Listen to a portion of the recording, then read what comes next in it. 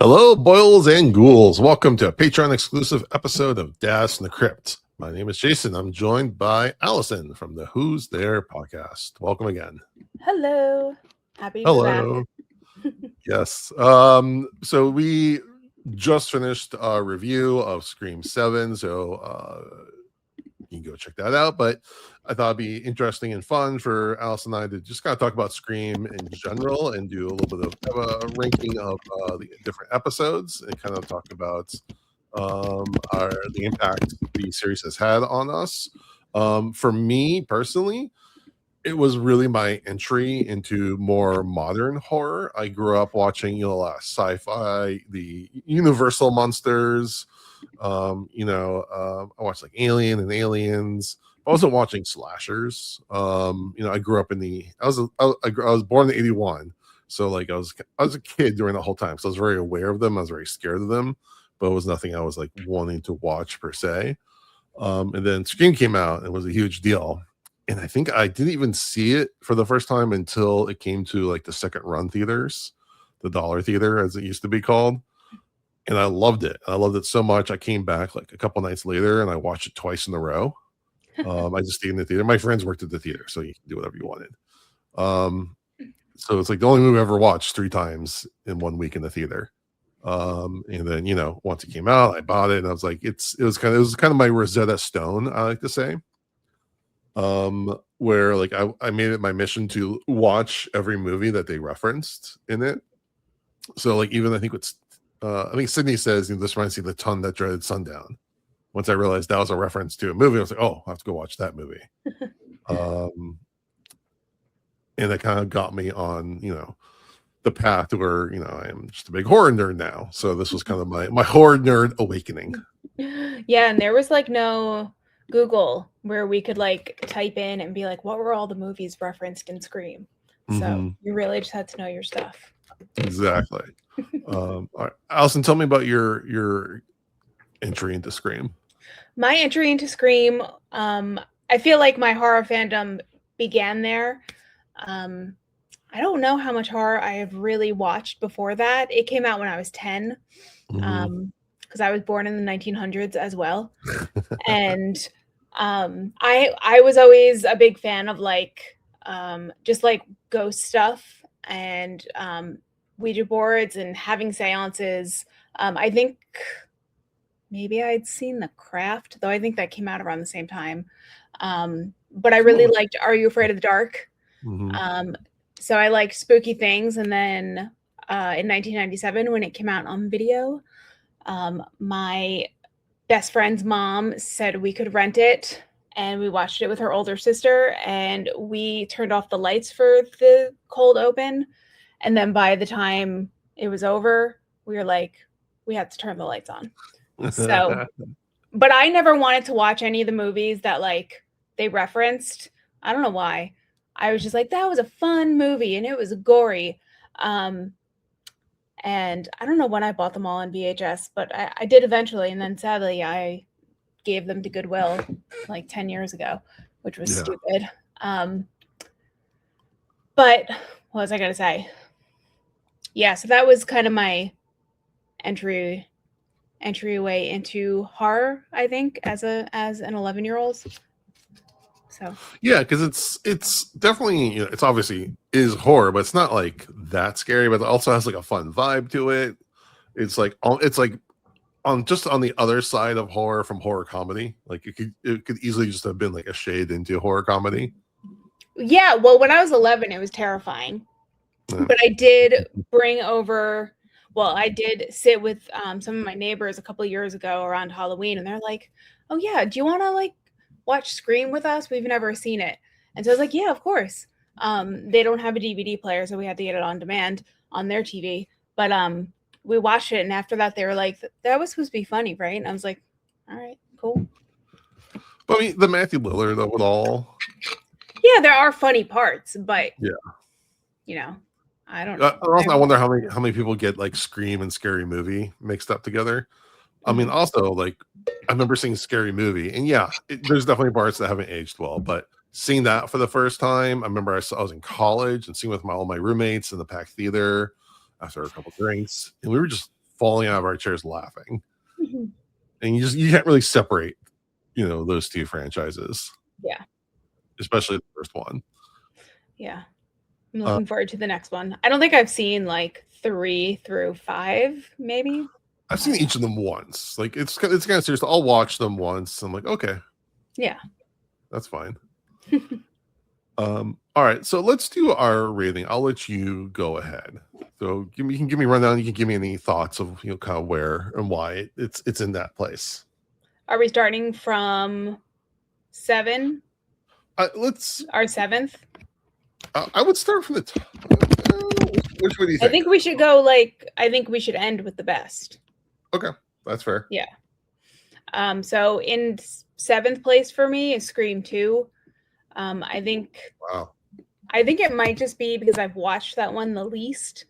There's just nothing really about it that calls to me. I love Laurie Metcalf. I think she's the best part of the movie. As well as right? That's why it's my least favorite. And Jerry O'Connell or O'Connell?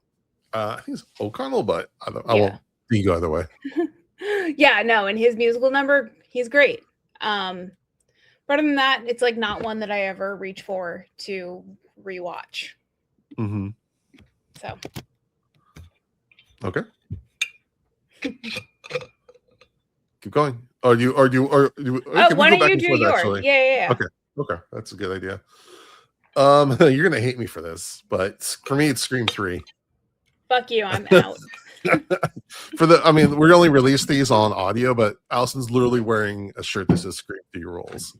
Yep. I think I like the first two so much that this one was a big step down, and I was always kind of mad about it to a degree. Mm-hmm. It got a little too cutesy, like the Jay and Silent Bob part. It just that was like veering into Scary Movie territory to have that kind of cameo. See, I didn't know who they were for like the longest time. I had no idea. Yeah, like I was a huge Clerks fan back in the day. So I was just like, what the fuck? And again, it kind of got a lot away. Anytime the series veers, this is going to be very common in my ranking. Anytime the series veers away from Sydney, I kind of start to lose interest. Mm-hmm. And this movie was a lot more Gale, I think. Which is, I love Gale just as much, but it's a lot more, it kind of veered away. I didn't like the Roman parts. I didn't like Mark. I never liked Patrick Dempsey. Him. Oh, really? I didn't know. I had never watched. What is he on, Scrubs or whatever? Grey's Anatomy. This was before Grey's Anatomy. Yeah, I don't know. I knew him from this movie, and I was like, he's so cute. The reason why Sydney is not in a lot of it is because they only had her. She can only be there for 10 days. So yeah. And I know, and also like it was post Columbine, so they I know that had a big effect on it, and they were trying to deal with leaks. But to me, the movie just didn't quite work. And I know there's a lot. Looking back, I give it a little more credit now because of the post Me Too stuff in Hollywood. I can appreciate on that level, but it's just one that just always has left a bad taste in my mouth.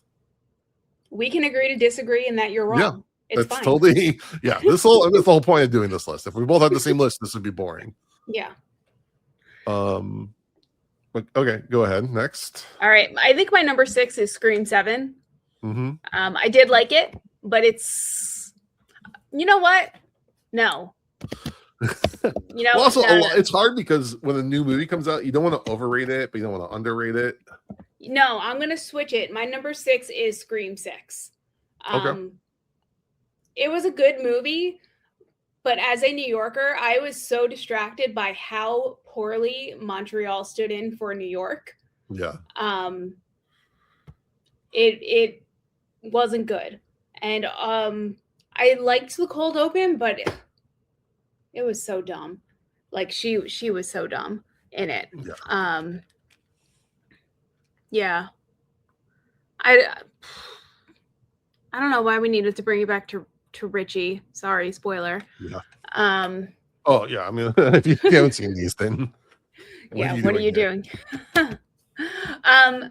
Yeah, it's also one I've rewatched it like maybe 3 times. Mhm. Yeah, I don't know. All right. My number 6, yeah, is Scream 5.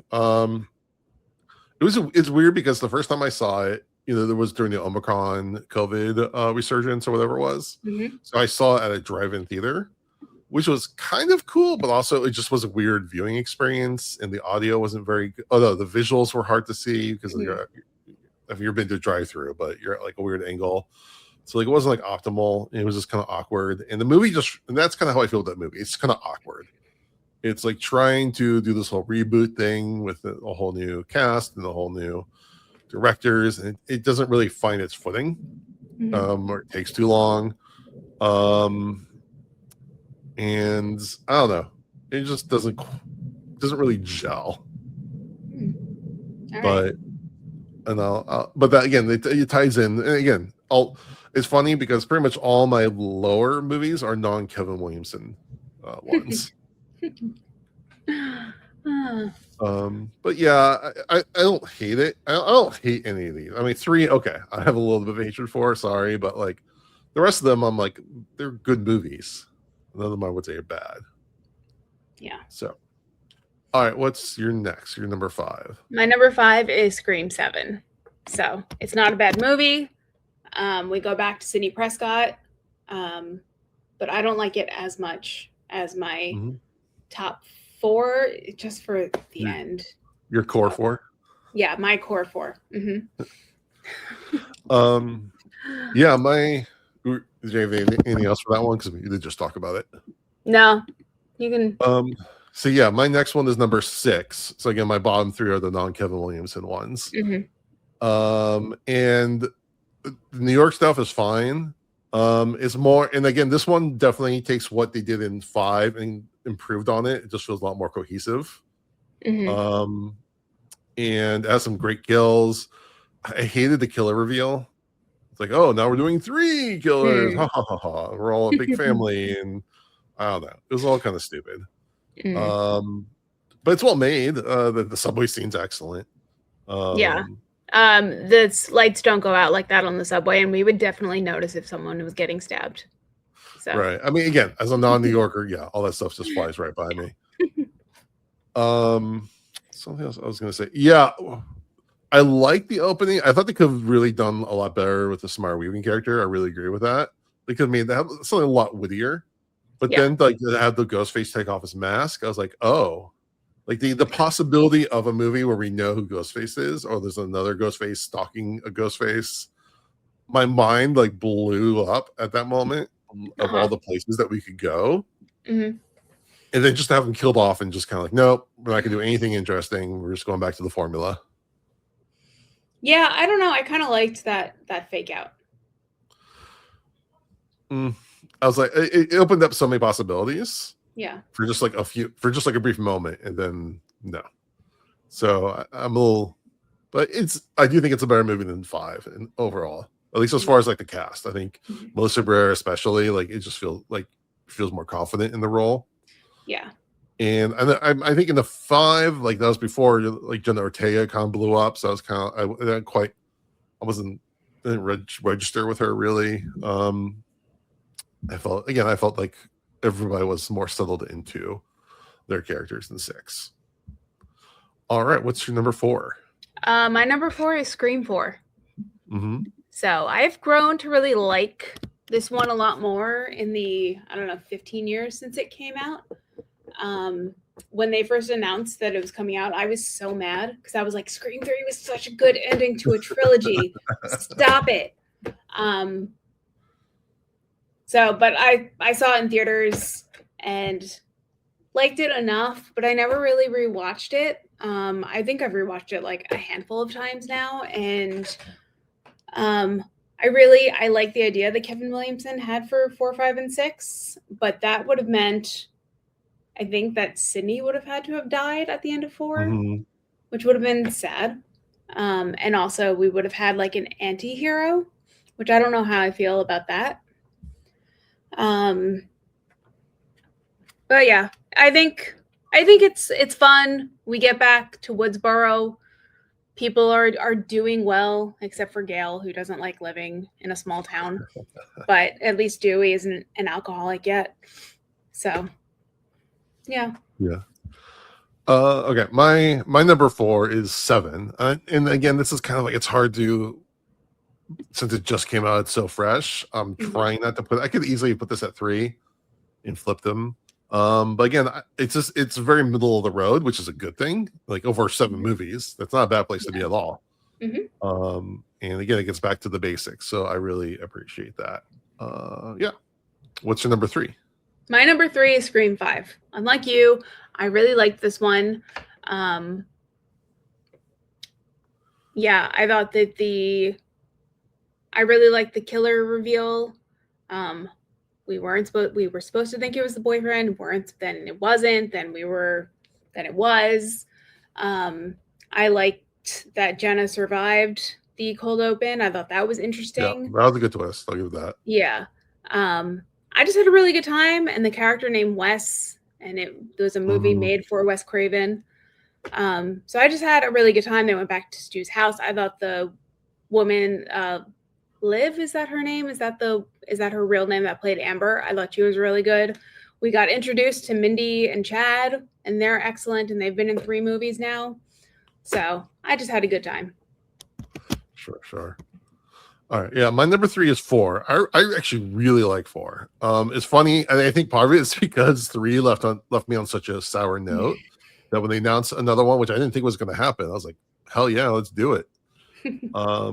And I thought, I love the code opening to this one. It is ridiculous, of course, but just in the best way possible. Yeah. And it's just Wes Craven just having fun, and I'm always down for that.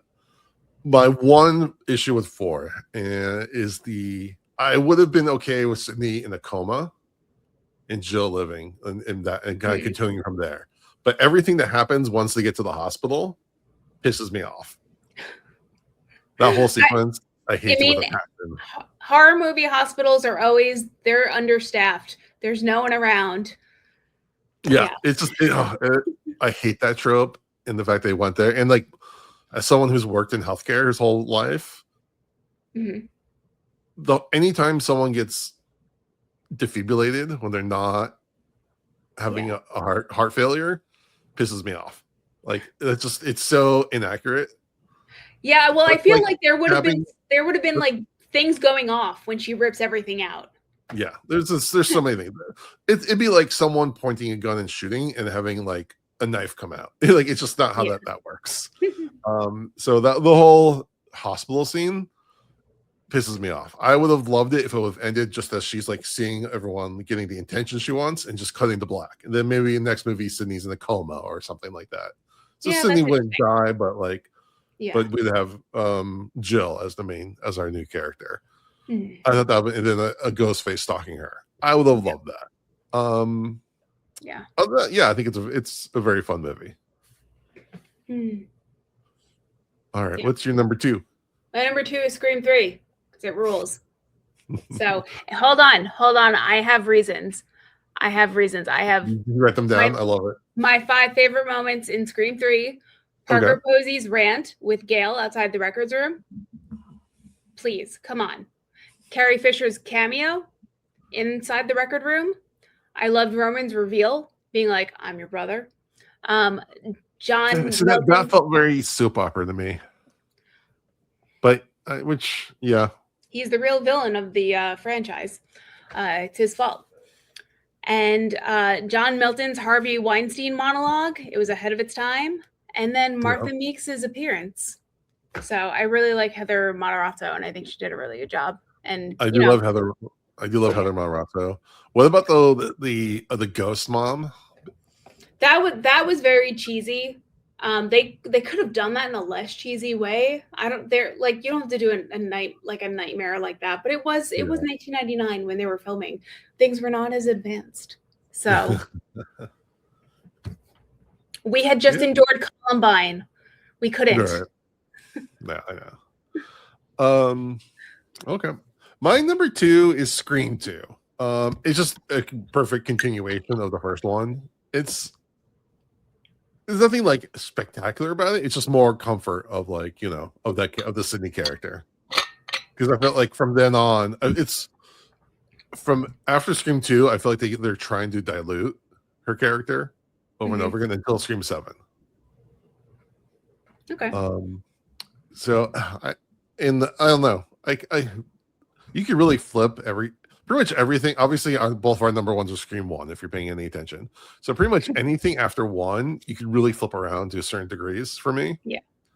I like how our 2 and 7 are inversed. I know. I thought that was funny too. But I think that just shows like the first one is such a classic. I watched it the other night. I probably watched that movie almost as many times as like Star Wars, as like, core movies I've just watched so many times. It's like I just know it. It's in my bones.